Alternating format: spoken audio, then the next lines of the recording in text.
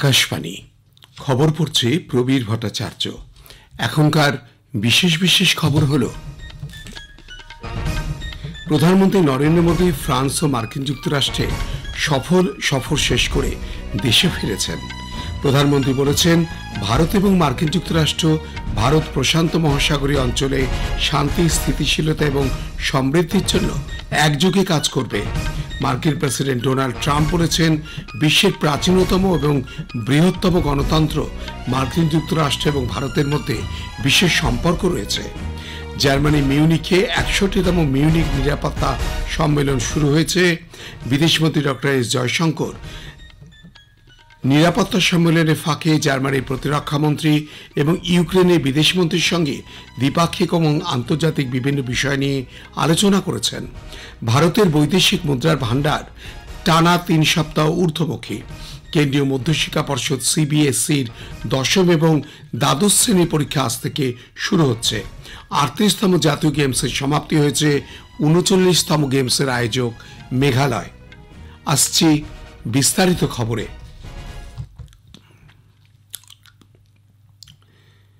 France এবং মার্কিন যুক্তরাষ্ট্রে সফর শেষ করে প্রধানমন্ত্রী নরেন্দ্র মোদী দেশে ফিরেছেন।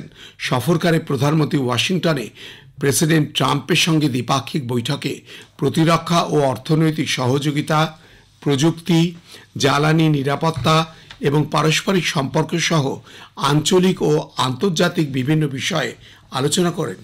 দুই নেতা যৌথভাবে একবিংশ শতাব্দীর জন্য মার্কিন ভারত কম্প্যাক্টের সূচনা করেন। এর অর্থ হল সামরিক অংশীদারিত্ব, ত্বরান্বিত বাণিজ্য এবং প্রযুক্তিতে বর্ধিত সুযোগ প্রদান। দুই নেতা বাণিজ্য বিনিয়োগের ক্ষেত্রে মিশন 500 সূচনা করেছেন। এর লক্ষ্য হল 2030 সালের মধ্যে পারস্পরিক বাণিজ্যের পরিমাণ দ্বিগুণেরও বেশি বৃদ্ধি করে $500 বিলিয়ন করা। দুই নেতা একবিংশ শতাব্দীতে মার্কিন যুক্তরাষ্ট্র ভারত প্রতিরক্ষা অংশীদারিত্বের ক্ষেত্রে নতুন করে 10 বছরের পরিকল্পনার কথা ঘোষণা করেছেন। এটি 2025 থেকে 2035 সাল পর্যন্ত চলবে। চলতি বছরের শেষের দিকে এটি চূড়ান্ত হবার সম্ভাবনা রয়েছে। साथ मिलकर काम करते हैं, यानी मागा प्लस मीगा तब बन जाता है मेगा पार्टनरशिप फॉर प्रॉस्पेरिटी। और यही मेगा स्पिरिट हमारे लक्ष्यों को नया स्केल और स्कोप देती है। দুই দেশের সফরে প্রথম পর্যায়ে শ্রী মোদী 10 থেকে 12 ফেব্রুয়ারি ফ্রান্স সফর করেন। এই সফরে তিনি ফরাসি রাষ্ট্রপতি ইমানুয়েল ম্যাক্রোর সঙ্গে যান্ত্রিক মেধা অ্যাকশন শীর্ষ সম্মেলনের সহ সভাপতিত্ব করেন। দুই নেতা মার্সেইতে ভারতের নতুন বাণিজ্য দূতাবাসের যৌথ উদ্বোধনও করেন। মার্কিন প্রেসিডেন্ট ডোনাল্ড ট্রাম্প বলেছেন যে বিশ্বের প্রাচীনতম এবং বৃহত্তম গণতন্ত্র মার্কিন যুক্তরাষ্ট্র এবং ভারতের মধ্যে বিশেষ সম্পর্ক রয়েছে। তিনি বলেন যে তিনি প্রধানমন্ত্রী নরেন্দ্র মোদীর সঙ্গে জ্বালানি বিষয়ে একটি গুরুত্বপূর্ণ চুক্তি করেছেন। এই চুক্তির আওতায় মার্কিন যুক্তরাষ্ট্র ভারতের তেল ও প্রাকৃতিক গ্যাসের প্রধান সরবরাহকারী দেশ হবে। তিনি বলেছেন, মার্কিন পারমাণবিক শিল্পের অভূতপূর্ব বৃদ্ধির পাশাপাশি ভারতও মার্কিন পারমাণবিক প্রযুক্তিতে স্বাগত জানাতে আইন সংস্কার করছে। ইতিহাসের অন্যতম বৃহত্তম বাণিজ্য পথ ভারত মধ্যপ্রাচ্য ইউরোপ অর্থনৈতিক করিডোর নির্মাণের জন্য দুদেশ একযোগে কাজ করতে সম্মত হয়েছে। ডোনাল্ড ট্রাম্প বলেন যে মার্কিন যুক্তরাষ্ট্র এখন ভারতের F-35 স্টিল যুদ্ধবিমান দিতে প্রস্তুত রয়েছে। তিনি বলেছেন যে বিশ্বে উগ্র ইসলামী সন্ত্রাসবাদের ঝুঁকির মোকাবিলায় ভারত ও মার্কিন যুক্তরাষ্ট্রের আগের মতোই একযোগে কাজ করবে। I'm pleased to announce that my administration has approved the extradition of one of the plotters and one of the very evil people of the world, having to do with the horrific 2008 Mumbai terrorist attack, to face justice in India. So he's going to be going back to India. জার্মানিতে Munich নিরাপত্তা সম্মেলনে ফাঁকে বিদেশমন্ত্রী doctor S Jaishankar ইউক্রেনের বিদেশমন্ত্রী Andriy সিবিয়ার সঙ্গে দেখা করেছেন। দুই নেতা ইউক্রেন সংঘাত সমাধানের জন্য চলতি প্রচেষ্টা নিয়ে আলোচনা করেন। ভারত ইউক্রেন দ্বিপাক্ষিক সহযোগিতার আরও অগ্রগতির বিষয়েও তাঁদের মধ্যে কথা হয়। ডক্টর জয়শঙ্কর জার্মানির প্রতিরক্ষামন্ত্রী বরিস পিস্টোরিয়াসের সঙ্গে দেখা করেন। তাদের আলোচনা দ্বিপাক্ষিক সহযোগিতা ও ইউক্রেনের উন্নয়নকে কেন্দ্র করেই চলে।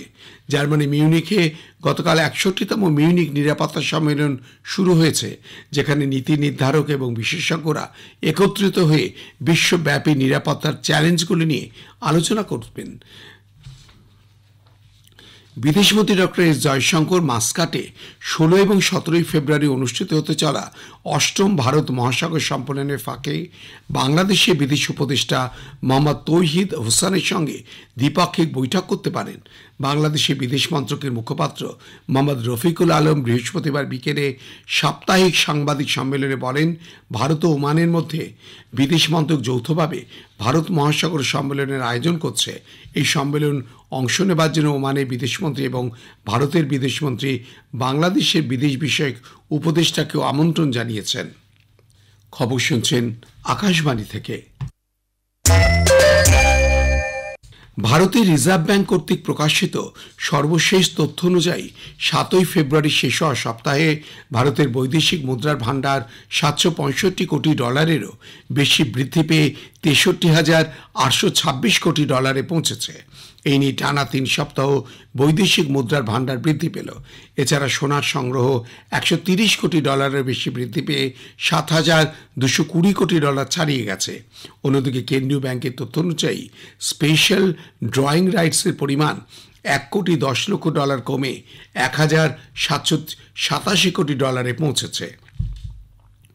সরকার জানিয়েছে যে উৎপাদন ভিত্তিক উৎসাহ ভাতা পিএলআই প্রকল্পের আওতায় ভারতে এখন বেশ কিছু চিকিৎসা সরঞ্জাম উৎপাদন হচ্ছে। রাসায়নিক ও সার মন্ত্রক জানিয়েছে যে CT scan, dialysis machine, mammography, MRI এবং উচ্চ প্রবাহ সম্পন্ন অক্সিজেন ডিভাইসের মতন চিকিৎসা সরঞ্জামের বাণিজ্যিক উৎপাদন এখন শুরু হয়েছে। সরকারি মালিকানাধীন ভারত সঞ্চার নিগম লিমিটেড বিএসএনএল চলতি অর্থবর্ষের তৃতীয় ত্রৈমাসিকে 262 কোটি টাকা মুনাফা করেছে। এই সাফল্য শক্তিশালী সরকারি উদ্যোগ, সকলের জন্য সাশ্রয়ী মূল্যে সহজলভ্য টেলিযোগাযোগ পরিষেবা নিশ্চিত করার ক্ষেত্রে সরকারের প্রতিশ্রুতির প্রমাণ। কেন্দ্রীয় যোগাযোগ মন্ত্রী জ্যোতিরাদিত্য সিন্ধিয়া গতকাল নতুন দিল্লিতে সাংবাদিকদের বলেছেন, 17 বছরের মধ্যে প্রথম বিএসএনএল ত্রৈমাসিক ভিত্তিতে মুনাফা অর্জন করেছে। তিনি আরও বলেন, টেলিকমের ক্ষেত্রকে ভারতের ডিজিটাল ভবিষ্যতের পথ হিসাবে গড়ে তোলাই প্রধানমন্ত্রী নরেন্দ্র মোদীর স্বপ্ন। কেন্দ্রীয় মধ্যশিক্ষা পর্ষদ সিবিএসসির 10ম এবং দ্বাদশ শ্রেণীর পরীক্ষা আজ থেকে শুরু হচ্ছে। 10ম শ্রেণীর পরীক্ষা শেষ হবে 18 মার্চ। দ্বাদশ শ্রেণীর পরীক্ষা চলবে 4 এপ্রিল পর্যন্ত। দেশ এবং বিদেশের মোট 7,842টি পরীক্ষা কেন্দ্রে 42 লক্ষেরও বেশি ছাত্রছাত্রী এই পরীক্ষায় বসছে।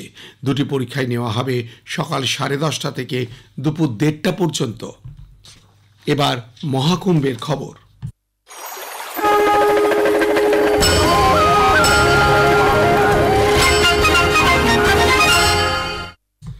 প্রয়াগরাজে আয়োজিত মহাকুম্ভ ইতিহাস সৃষ্টি করেছে।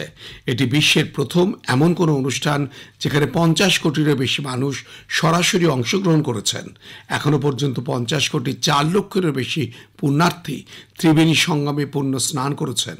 উত্তরপ্রদেশ সরকার জানিয়েছে, যে কোনো ধর্মীয়, সাংস্কৃতিক অথবা সামাজিক অনুষ্ঠানে এটি বৃহত্তম জনসমাবেশ।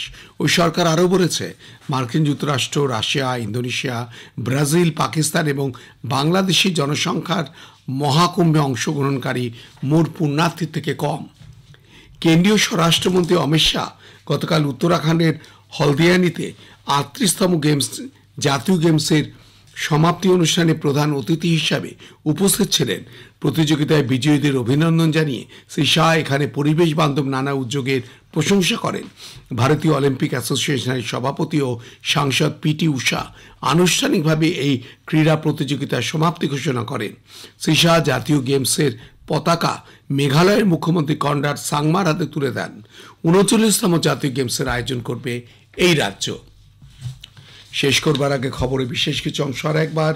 প্রধানমন্ত্রী নরেন্দ্র মোদী ফ্রান্স ও মার্কিন যুক্তরাষ্ট্র